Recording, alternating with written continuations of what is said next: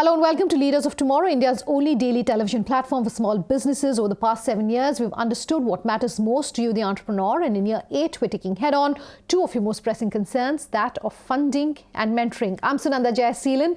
Two influencer conversations in focus tonight. First up is Google. On the other side for break, Deskera is joining us tonight.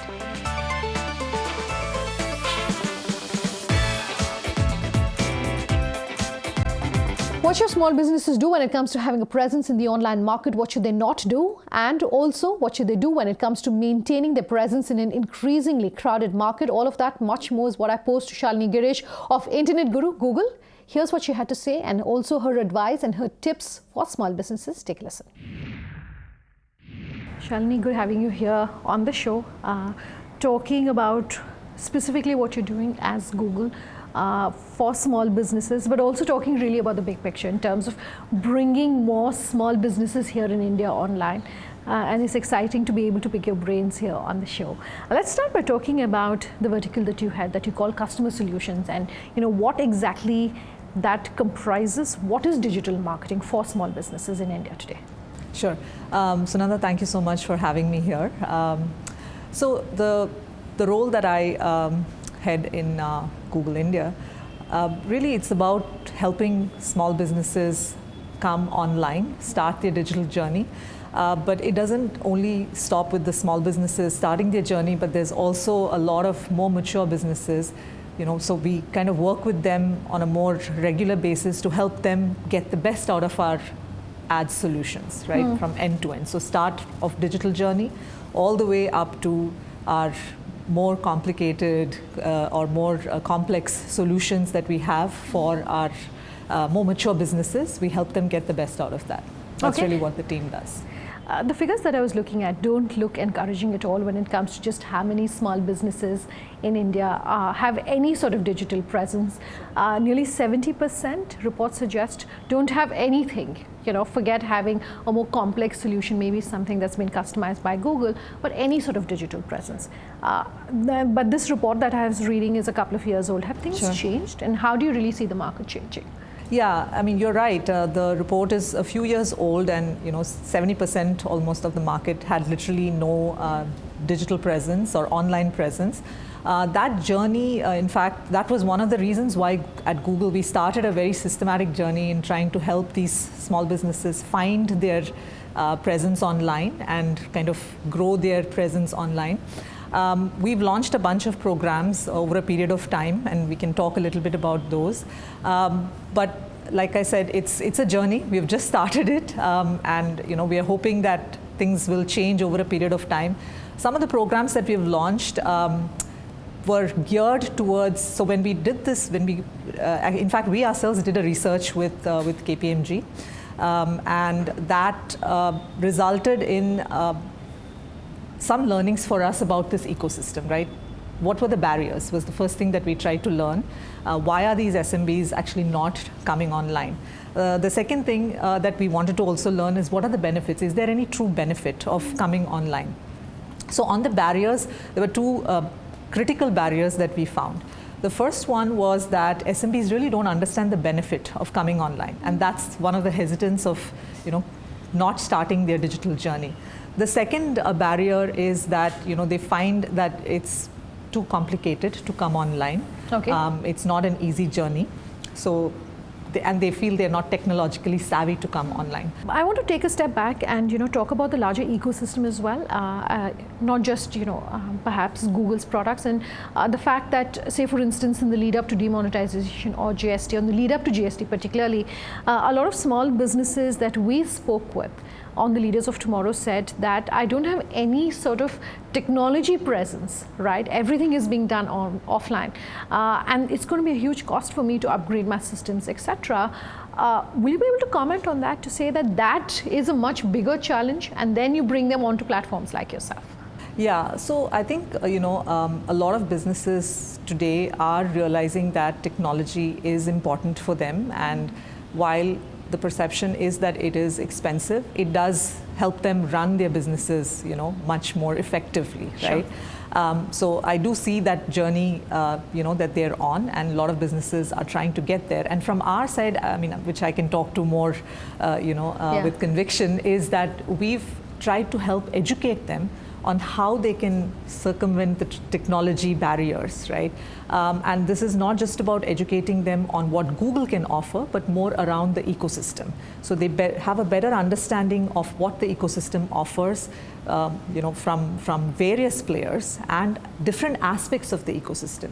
About creating a social presence, about creating a marketing presence, about just creating a plain simple presence online. So Sure. we've kind of taken that journey where we've launched a bunch of education programs. One of it is called Digital Unlocked, which is available for all consumers, either businesses or individuals who want to learn about what digital ecosystem looks like. Okay.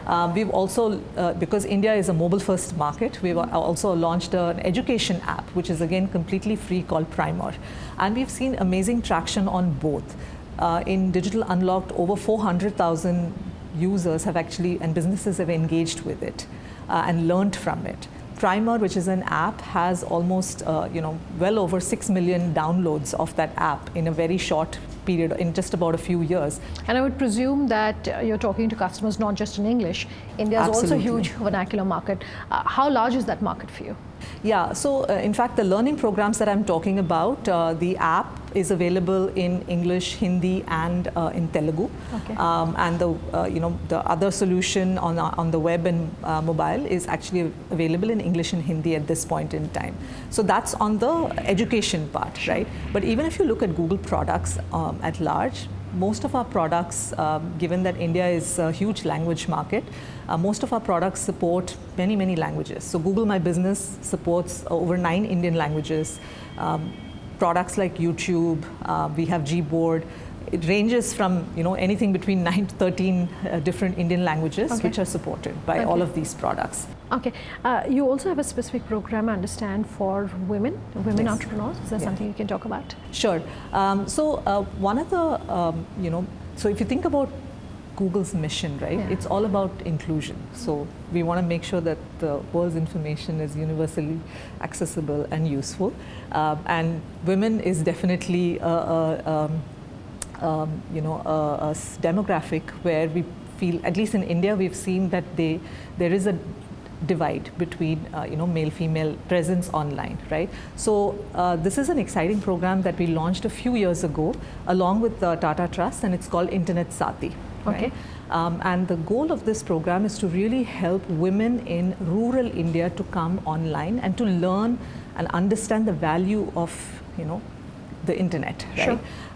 So we run this through, so Internet Saathis are basically ambassadors. They go from village to village and they are actually helping women understand how to use the internet, what are the various use cases. And I think what is most exciting is that we had a goal of reaching about half of India's villages, which is about 300,000. As of date, we have about 58,000 Internet Saathis who are actually, who've till date trained about 22 million women in India. Okay. Right? There's a long way to go, but I think it's a great, start and a great progress that we've made thus far. And it's not just about teaching them. I think what is most exciting about such a program is that a lot of women are learning about things that they've never learned and known before, right? New sources of income are being generated through the fact that they are finding. So an interesting example that I've learned about is this woman who lives, I think in Andhra Pradesh. Her name is Parveen. She's an Internet Saathi, and she's a couple of women who've worked with her or learned about the internet from her. One of them actually learned the benefits of lemongrass oil. And now she's making lemongrass oil and she's selling them, Okay. right, to her the fellow villagers. Another woman has actually connected with a wholesale sari dealer online, and she's now selling saris in her neighboring villages. Sure. So I think new sources of income are also kind of empowering these women, which I think makes this program like really meaningful and impactful. Okay, Shalini, thanks very much for your time here on the show. Thank you. Thanks. Deskera is coming up on the other side of this break. That's our second influencer tonight. Just stay tuned.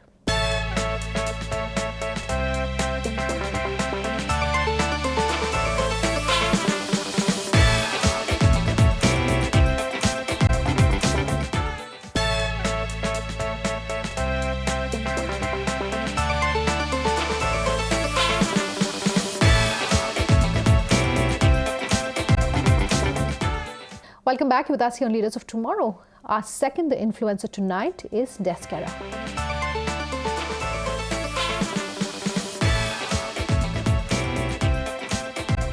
In our second influencer tonight, I caught up with Shashank Dixit. He's the founder of Deskera, the company that helps small businesses when it comes to managing and tracking finances, managing employees, hiring employees, and so much more. I spoke to him on how he is really a tool when it comes to small businesses and his advice for SMEs, MSMEs, and startups in this space. Take a listen.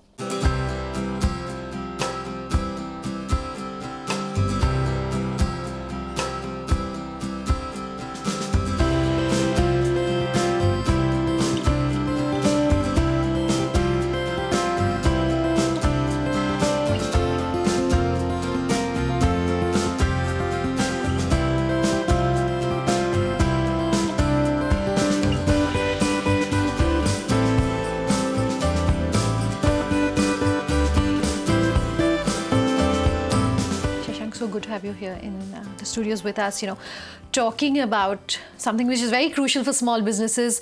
We don't talk about it enough, at least not with experts like yourself, and that's as far as the entire, and to use the term loosely, technology is concerned for small businesses, for SMEs. So good that we could manage to catch you on this visit to India. Let's start by talking about Deskera and what you really want for our viewers to know about your business. Thank you, Sunandar, for inviting me here. I started this company in IIT Kanpur 2003 and 4, and the idea was to help SMEs. And my first customer was somebody who was in Kanpur and had a small office in Pune. And that gentleman had a very small business, a business that we call a typical SME. A SME who has an inventory, an SME who has a warehouse, an SME who sells in a few cities in India and is kind of just scraping by all the time. And he wanted me to build a system for him so that he could track his inventory, because inventory would fly from or would truck from Pune all over to Kanpur.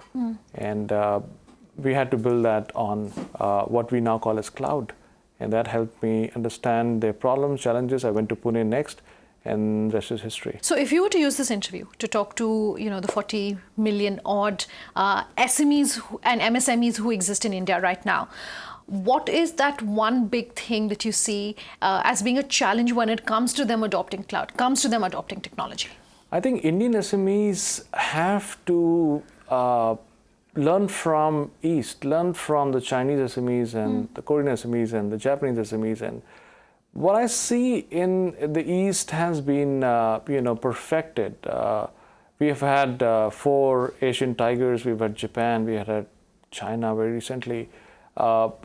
Completely dominate market segments, completely eradicate, obviously, poverty. China moved 1 billion people out of poverty and completely changed the economical landscape. What I'd seen in the SMEs not doing is learning from that. And the factor, the biggest factor that I see that is different here is adoption of technology. Okay. To be fair and to sort of flip that, flip your answer on its head, we do have companies which are in the retail space that are using technology, because you were talking about Alibaba. But what's it going to take for a manufacturing company that's based in, say, Kanpur to be able to adopt technology and become tech first? I think, yes, there are a lot of retail-focused tech companies. There are a lot of services-focused products as well. We focus exclusively on manufacturing, inventory, the hard assets of an SME. And for SME sitting in Kanpur, I think the biggest challenge today would be to find a customer and to find more customers and then scale customers. What we provide is access to global supply chains. Once you start plugging yourself into global supply chains, once you start getting access to that supply chain, whether it's delivery side or customer side or vendor side, you get access to better orders, better customers. You also get access to better technology.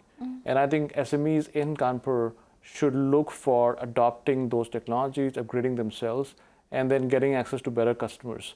Exporting is one of the things that they should definitely look for. We have been an internally focused economy for way too long. I think it's time to go out and conquer the world. And by using technology, that's what you can get done. That's what you get done successfully. Sure. So the Leaders of Tomorrow, we do, a 20-city roadshow. We're talking to about 10,000 plus entrepreneurs, small businesses every year.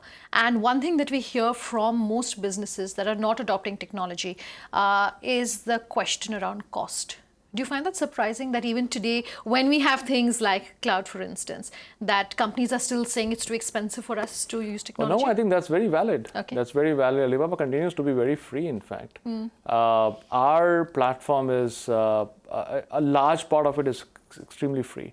That's a valid concern for an SME because technology adoption is also costly in terms of people. It's not just investment in technology per se, but also upgrading your skills, upgrading your staff skills. It's expensive to maintain new systems. It's expensive to train people on new systems.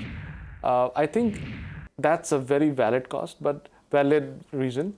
But when you compare that to the upside, once they start seeing the upside, then they start understanding that this is something that will really help them scale. So if you're getting 1 order a month, if you get 5 orders a month, perhaps you will be able to pay back some of the technology cost.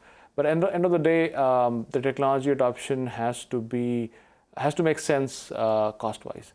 And we make sure our SMEs get access to our technology without paying a large cost. Okay, fair enough. I also want to talk about, the whole funding ecosystem, because that's something we get asked about all the time. As a front runner in your space, I would presume it's been easier for you. As an entrepreneur, what have your learnings been when it came to raising funds? Oh no, it wasn't easy for me. It wasn't easy, okay. The reason, again, I went to Singapore was back in 2005 and 6, there was no funding available in India. And, if you have to time... Have things changed? Of course. Okay. This is a good thing that has happened in India, is that we see a lot of activity on funding side. And, 2011 and 12 is when it started changing. And that by that time, obviously, I had gone abroad to seek funds, seek customers.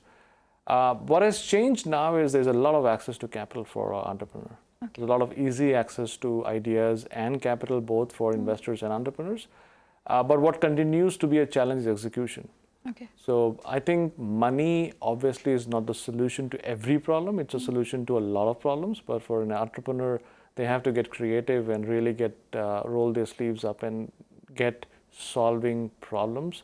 Money wouldn't do that in itself. Okay. Entrepreneurs in India, SMEs in India, see money as the solution to all their problems. I don't see that way. All big, great companies have, whether you look at Microsoft or whether you look at even Google, obviously. But even if you look at hardcore SMEs that have performed well overseas, you may not know their name, but they've not raised a lot of capital.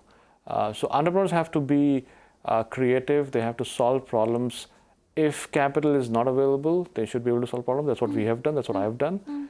But if capital is available, they should then focus on scale. They should then focus on what problems can capital solve and get those problems solved. But there are other problems that capital cannot solve. Okay. I just very briefly want to talk about your P2P financing platform, Funding Societies. What can you tell us about that? Yes. So this is where ERP platform gets very interesting. Okay. As I said, we look at data points that can help you raise more capital. For instance, I'll give you an example. We have 2 customers and 2 SMEs that are very equal in terms of revenue and perhaps very similar balance sheet as well. When you look at the balance sheet and financial, you can't tell one apart from other. But one of that SME has Honda as their customer, and they are supplying to a very well-known company. And the other SME is probably only serving a very small customer. Both have the same revenue. Who would you give a little bit of loan to? Obviously the first one, because you have more chances of recovering that because they have better customer profile. Better customer profile is seen through an ERP. Sure. That's how you know they are performing better. So we share those data points to get an SME a better loan And partners like funding societies help us get access to better capital for those SMEs. And the world is moving away from lump sum loans, as I said, and it's moving to velocity loans, high velocity loans. So you can get loans for 15 days. You need to cover your payroll for this month. You can get a loan very quickly. And then you cover your payroll. You're getting payment on 3rd. You got to pay out your payroll on 1st. You need loan for 5 days. That's very quick, can be done in a few minutes. Okay. While there aren't perhaps enough small businesses which are talking to their peers when it comes to technology, you do have a lot of big companies, including the likes of, say, Amazon Web Services that are present in this space. Google, for instance, which is trying to monetize the data availability, and are talking specifically to small businesses. We recently did an interview with Facebook, which is very excited about the opportunity that small businesses present in India. How do you then, as a company which is in this space, perhaps ensure that there is a level, you're creating that level playing field when it comes to these big players? Oh, if we work with Google, we work with Amazon. Amazon provides excellent web services that we sit on top of. We're an application company that serves applications to end users. When you have to submit a GST or get your payroll done, you're going to come to us. You're not going to go to AWS. Having said that, more competition is always welcome because they create more opportunities for our market. They create a bigger market. They create more awareness. They create more understanding. And I think, India has we have 55 million SMEs. Take a guess how many SMEs even use any technology? Less than 5 million. So there are 50 million SMEs that don't use any technology. So I would encourage more competition. I would encourage more people to talk to these SMEs and then get them upgraded. Okay, let's close this interview then by talking about your personal journey. And like every entrepreneur who perhaps has started out, you've also had your early days when I understand you were out personally sort of talking to customers, sleeping in Changi Airport to cut down on costs, etc. Is that typically what the life of an entrepreneur is, especially in the backdrop of everything that we're seeing happening, in terms of lending to entrepreneurs, in terms of the challenges, etc.? Would you do anything differently? The Changi Airport is a 5-star experience. I'm sure nobody minds sleeping at Changi Airport. Sure. But entrepreneurs who are successful will always find ways to solve the challenges. And the challenge is, look, I don't have capital right now, but if I need to execute and get capital, then they'll do that. And that's what I did. Good entrepreneurs will always find ways to get things done. Bad entrepreneurs will find excuses. Okay, that's always good to hear. Thanks so much for your time here in the studio today. Thank you. All right, completely out of time on this episode of Leaders of Tomorrow. If you have any feedback for us, our contact details is coming up on your screens in just a moment. Thanks for watching. Have a good night.